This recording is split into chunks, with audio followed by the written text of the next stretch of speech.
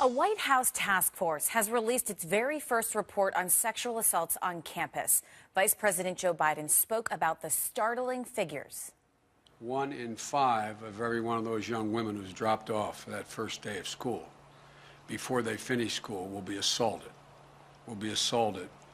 in their college years. But these just aren't numbers. These are our friends. These are our daughters. These are our neighbors. These are your classmates. You know, this is a task force that also launched a PSA and a website to help students and schools combat sexual assault.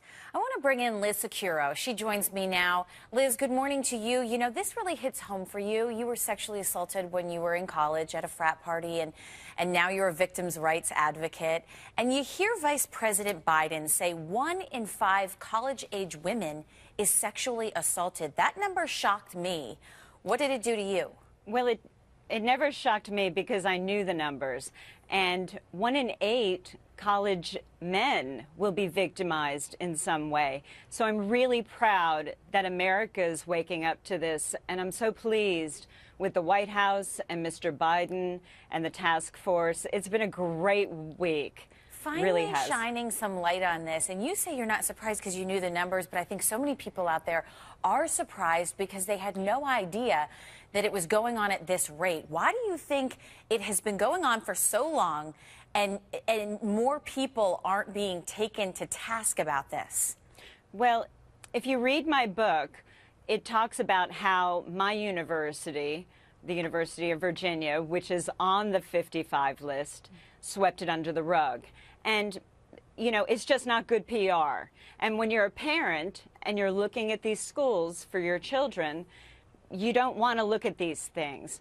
So I read a report the other day that Valerie Jarrett was even surprised that when she dropped her daughter off at school, she had no idea. So we're talking about people in the highest levels of our government not knowing. So why would the average American parent know?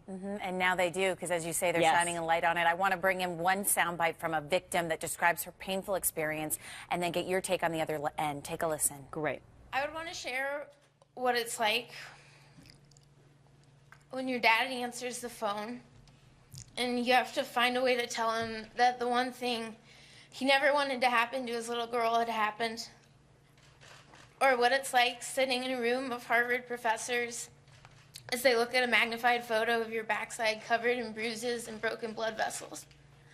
Because those are the personal moments that no one ever talks about. Heartbreaking to hear that. I'm sure heartbreaking for you having experienced it yourself. You try and get victims to come forward because that's part of the problem here, right? What's your main message?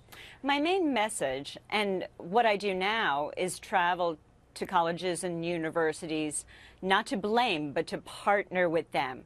Let's have a toolbox. Let's have a way we can all open the dialogue. I think when I listen to that victim, or survivor, as I like to say, I'm so proud of her, but I want more to come forward.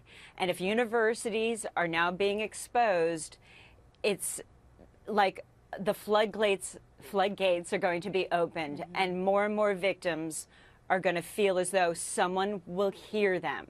It's time that the silence stopped. And I'm really proud of just everybody from the top down who's doing this hard work. And I hope it's not just paper. I really want to see action. Liz, you make such great points, and your experience was that your college swept it under the rug, and hopefully this campaign will prevent colleges from being able to do that as well. Liz, thank you so much for sharing your personal experience with us. Thank you, Lynn. I'm so glad you had me on. Thank you. And let's keep fighting this fight. Absolutely. Take care. You too.